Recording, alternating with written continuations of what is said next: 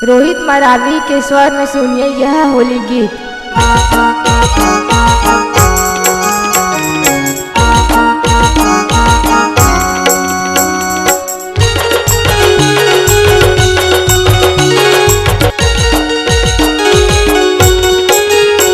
मोर सार्थ मैया तोला बंदना हावे वो, मोर सार्थ मैया तोला बंदना हावे वो, तोला बंदना हावे वो मैया, तोला बंदना हावे वो,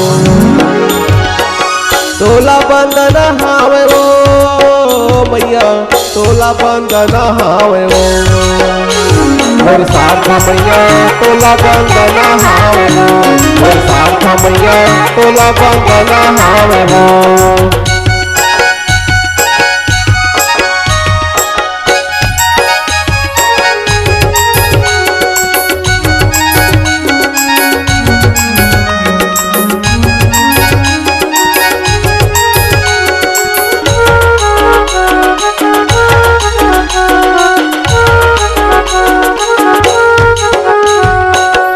बारह महीना आथे वो फागुन तोरे चरण में खेलबो, 12 महीना आथे वो फागुन तोरे चरण में खेलबो, तोरे चरण में खेलबो मैया, तोरे चरण में खेलबो, तोरे चरण में खेलबो मैया, तोरे चरण में खेलबो।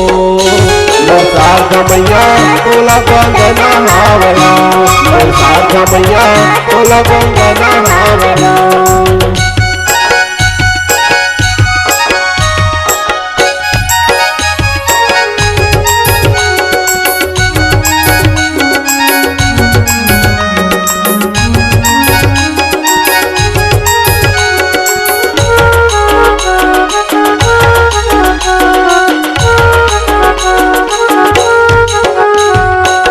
मन के बनावटी लाया मन बना के तोरे आशीष ला पातंग, मन के बनावटी लाया मन बना के तोरे आशीष ला पातंग, तोरे आशीष ला पातन वो मैया, तोरे आशीष ला पातन, तोरे आशीष ला पातन वो मैया, तोरे आशीष ला पातन।